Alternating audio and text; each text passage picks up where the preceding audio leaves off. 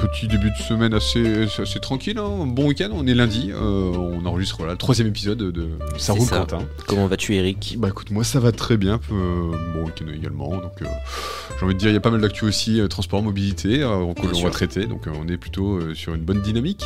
Ouais, on commence bien la semaine avec plusieurs actus, des voitures qui brûlent, des contrôles anti-drogue dans les trains. On a plusieurs choses à vous raconter. Et le prix des voitures aussi, ça va vous intéresser. Je pense que ça va être pas mal aussi pour, si vous êtes en pleine réflexion aujourd'hui, on a quelques éléments à vous fournir dans ce nouvel épisode. Ça roule Quentin, le podcast mobilité et transport en Provence. Un podcast original présenté par Éric Miguet et Jean-Guillaume Bayard avec Quentin Choquer. Un podcast sponsorisé par notre partenaire Mobiliance.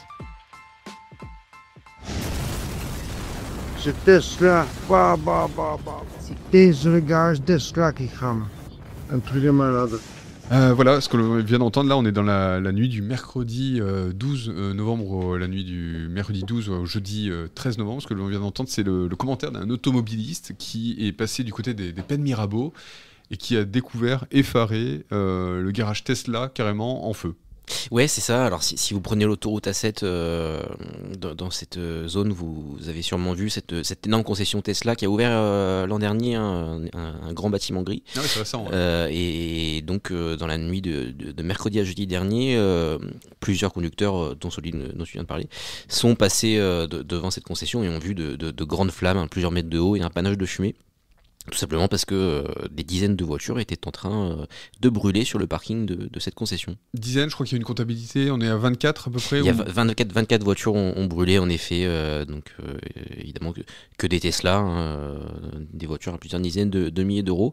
Et l'incendie, on l'a appris le lendemain, est sans doute d'origine criminelle. En tout cas, c'est ce sur quoi l'enquête se porte actuellement. Et bah oui, parce que tu t'es renseigné, du coup tu as essayé d'en savoir un peu plus, et il y a rapidement eu des éléments qui émergent et qui font dire que ces voitures, bon, elles n'ont pas pris feu toutes seules, évidemment, et ça a peut-être été accompagné, ou en tout cas forcé, et on a découvert notamment dans le grillage, c'est ça, peut-être des traces d'effraction. Ouais. Il y a en effet des trous qui ont été percés dans le grillage qui clôture la concession, en fait, et plusieurs départs de feu ont été retrouvés, ce qui accrédite la thèse d'un incendie criminel.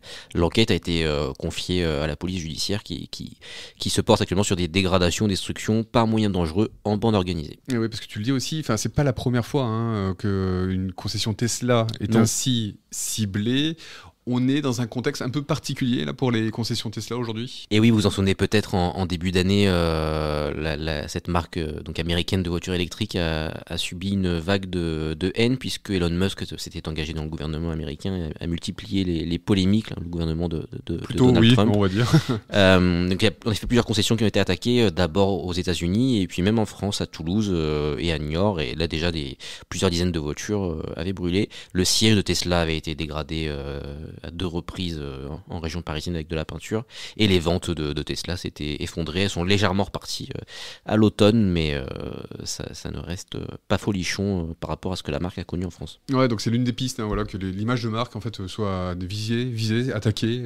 Oui, on n'en est pas sûr pour l'instant sur cet incendie, mais ça s'inscrirait dans une année noire pour Tesla qui a connu de multiples attaques en effet. Dossier à suivre, j'imagine que tu vas suivre évidemment pour connaître un peu. On le suit avec le service fait divers de la Provence également qui a travaillé sur cet incendie la semaine dernière. Allez, on prend la direction maintenant du train, du TER entre Marseille et Hyères. Et je vous fais écouter un petit extrait d'un reportage qu'a réalisé Quentin ce week-end, c'était ce samedi, sur cette ligne TER. Messieurs, dames, bonjour, gendarmerie nationale, sécurisation des transports. Je vais être suivi d'un chien. Si vous avez du stupéfiant, je vous invite à me le déclarer maintenant. Je vous demanderai de ne pas toucher le chien.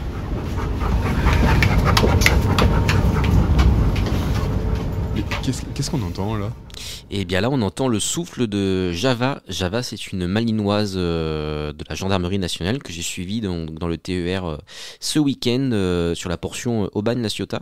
Tout simplement parce que la gendarmerie d'Aubagne multiplie les contrôles antidrogue dans ce train régional depuis le mois de juin. Ah d'accord, ouais, c'est pas des billets ouverts aux chiens aujourd'hui.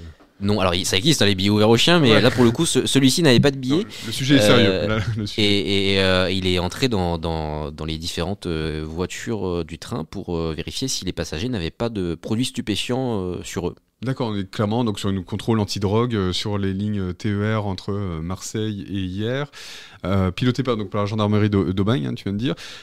Tout simplement, pourquoi quel est le but de cette opération ?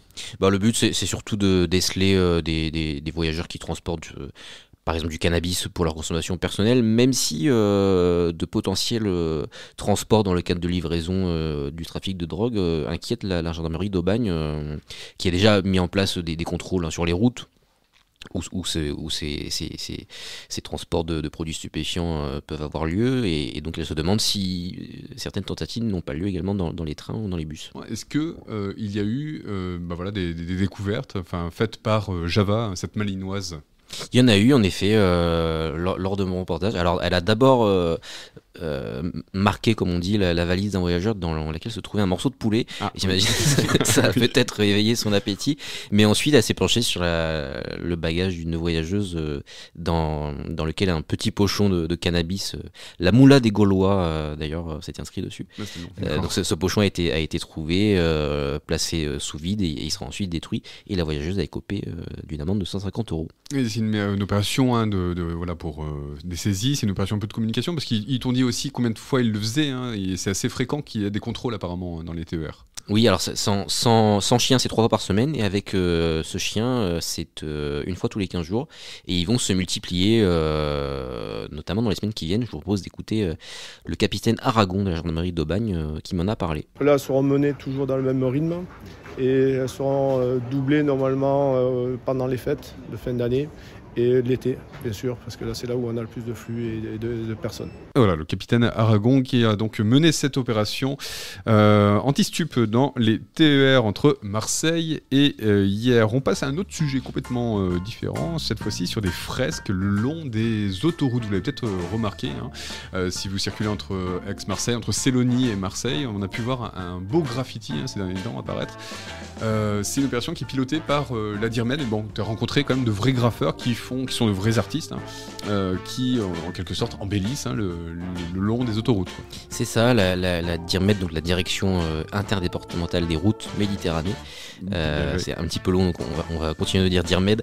A fait confiance à plusieurs artistes locaux, des graffeurs qui s'appellent Braga Laswan, Nyota Laswan ou Soc Wild Sketch, qui viennent de Marseille et d'Avignon. Ils ont peint plusieurs murs ces dernières semaines sur certains grands axes du département, notamment la N296 à Sélonie. C'est la N296, ouais. Oui. C'est avant l'embranchement de la 51, c'est ça. Ouais, où un mur de 30 mètres de long a été peint. Ils ont créé un décor post-apocalyptique, c'est eux qui m'ont expliqué, avec un robot, un graffeur qui porte un casque de réalité virtuelle, des immeubles en ruine sur lesquels la nature reprend un petit peu ses droits. Donc voilà, c'est le paysage que vous pouvez admirer en prenant la route, en lieu et place de... Avant, il y avait des blases, comme on dit, de graffeurs peints sur ce mur, et certains ont été conservés en fait pour permettre aux graffeurs plus sauvages de continuer à s'exprimer. C'est quoi ? C'est une opération d'embellissement ? Comment on la caractérise, cette opération ? Embellissement, je sais pas si le mot est approprié, mais l'idée c'est de proposer du graphe, disons, un peu plus travaillé que la simple signature, et la DIRMED me l'a expliqué, à terme de multiplier les œuvres, avoir une sorte de patrimoine artistique sur les autoroutes. Quelque temps après la publication de mon article, une autre fresque a été peinte sur la 51 à Aix. Il y a aussi un endroit avant le tunnel des 13 vents sur la 55 qui a été peint, et même un local technique qui a été repeint dans l'esthétique de l'artiste Kessaring. Donc voilà, plusieurs œuvres à voir sur votre route.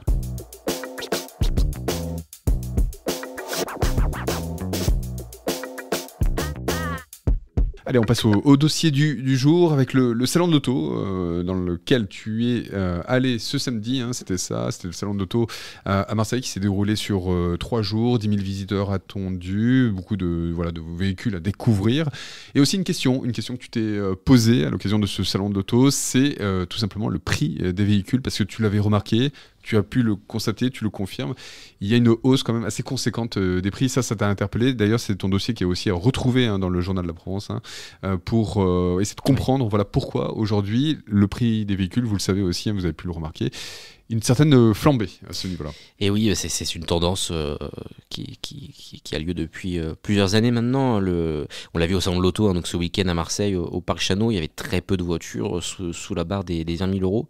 Il y a plusieurs raisons pour l'expliquer. On a demandé d'ailleurs à des commerciaux qu'on fera écouter juste après, mais il y a d'abord la disparition des petites voitures. Les citadines sont très peu nombreuses. Au salon de l'auto, il y avait quasi exclusivement que des SUV.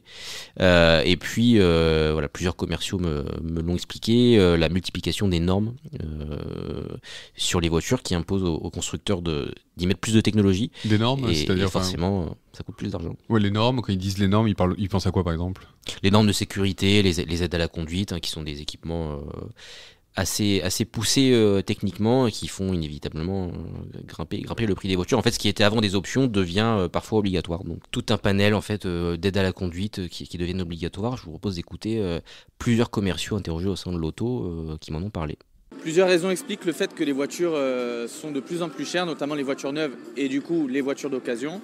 C'est le fait déjà que la technologie augmente, évolue d'année en année, donc ça coûte de plus en plus cher. Les pièces sont de plus en plus rares et le fait aussi qu'il y a des nouvelles normes qui font que les voitures doivent se développer pour répondre à toutes les normes et ça coûte de l'argent. Et c'est vrai que ça a quand même pris au moins 30% depuis 2020, donc c'est vrai que ça coûte quand même de plus en plus cher. Il y a beaucoup de facteurs qui vont rentrer en jeu là-dedans. Le premier, c'est évidemment l'évolution technologique. Aujourd'hui, on demande aux constructeurs de faire des voitures en 15 ans, enfin de recréer un marché en 15 ans qui a été mature en 70 ans. Donc forcément, l'innovation et la technologie, à un moment donné, ça se paye quelque part. Et il y a aussi les contraintes obligatoires, les contraintes légales qui vont être une problématique, puisqu'aujourd'hui, pour mettre une voiture à la route, vous avez de plus en plus d'équipements obligatoires. On pense au radar sonore pour le recul, on pense à l'allumage automatique des feux, au freinage autonome d'urgence. Mis bout à bout, forcément, ça crée des véhicules qui vont coûter plus cher. Donc innovation plus sécurité obligatoire et sécurité de la part de nos gouvernants font que. Ah oui, ouais, donc il y a une raison, comment dire, au niveau ingénierie qui fait que le prix des véhicules. C'est ça, et puis il y a aussi l'arrivée de l'électrique, comme l'a souligné l'un des visiteurs qu'on a interrogé. L'électrique coûte toujours plus cher que les voitures essence, diesel, même hybride. Alors ce prix des voitures, donc il a quand même bondi de 24%. C'est une étude de l'Institut Mobilité en Transition qui le dit, 24% entre 2020 et 2024. Ça représente une hausse de 6 800 € sur le prix moyen. Entre 2020 et 2024. Ouais. En 4 ans, il y a eu une augmentation quand même assez conséquente. Ouais. Et aujourd'hui, on a eu les derniers chiffres du cabinet AAA Data qui nous transmet gentiment des chiffres assez régulièrement. Le prix moyen des voitures neuves est de 35 635 € sur la période janvier-octobre cette année par rapport à 2024. C'est en légère baisse de 1,4%, mais pas de quoi revenir à ce qu'on a connu. 35 000, prix moyen, effectivement, on est sur un budget conséquent. Ouais.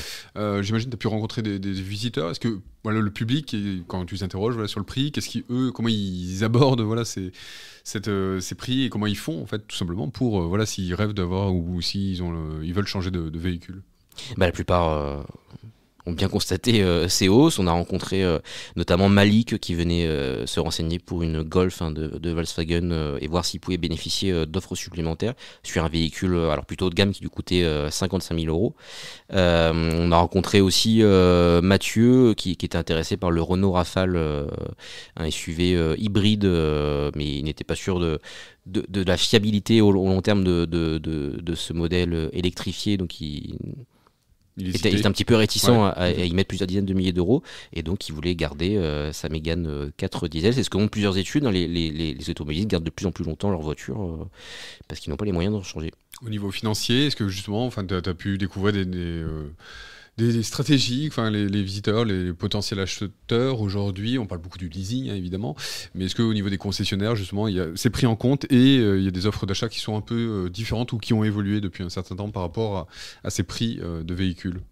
Alors c'est pris en compte, oui, ce que nous disaient les commerciaux, ils sont bien conscients que les tarifs ont augmenté.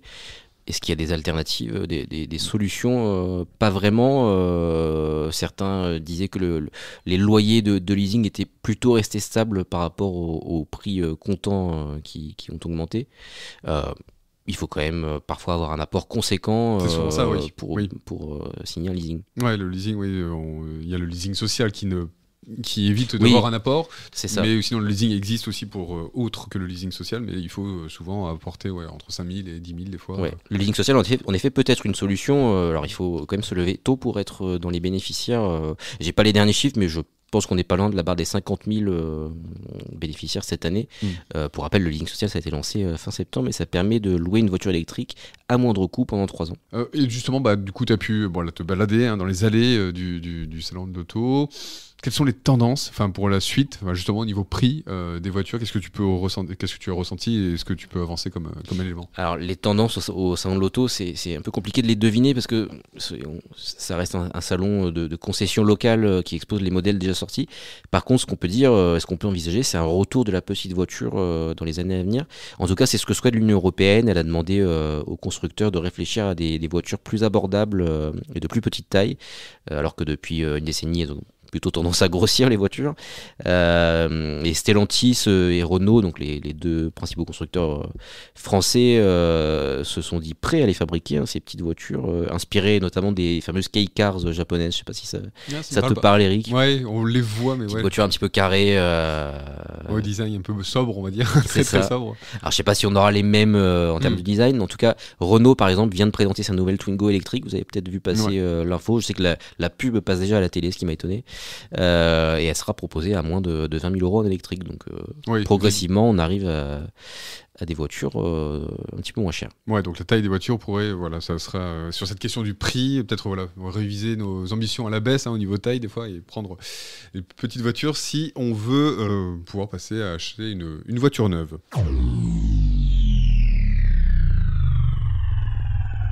On parlait des petites voitures, là on va prendre le contre-pied de ce que l'on disait. On va aller voir un bon gros SUV.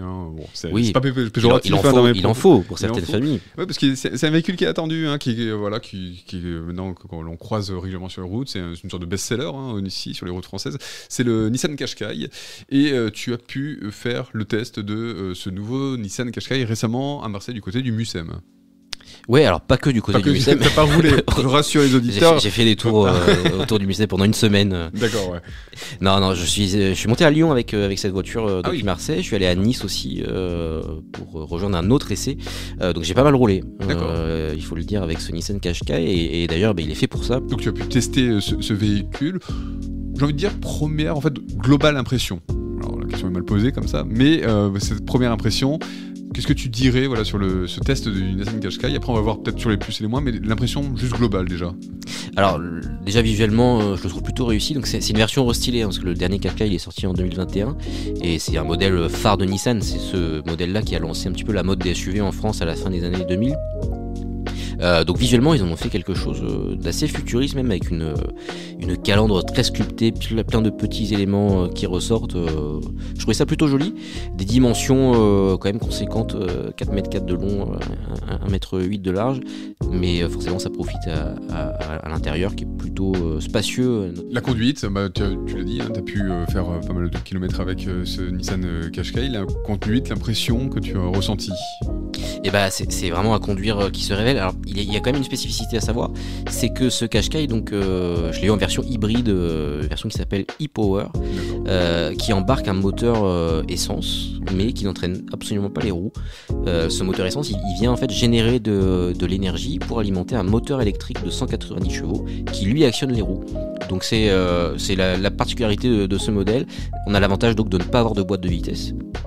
Ce qui fait qu'on a vraiment aucun à-coup en conduisant. Il est assez doux à conduire et l'idée c'est d'associer cette douceur d'une voiture électrique à la basse consommation d'une voiture diesel, et ça marche puisque sur mes trajets donc en ville je suis descendu à environ 4,5 litres au 100 km et sur autoroute forcément un petit peu plus, mais autour des 6 litres au 100 km, voire 5 litres 9 dans les conditions que j'ai eues. Je crois que c'est l'une des ambitions justement de Nissan, c'était au niveau de la réduction de la consommation avec ce nouveau modèle. Ouais, et franchement c'est plutôt réussi pour peu qu'on adopte une conduite responsable et pas trop nerveuse quoi. Et économe, ouais.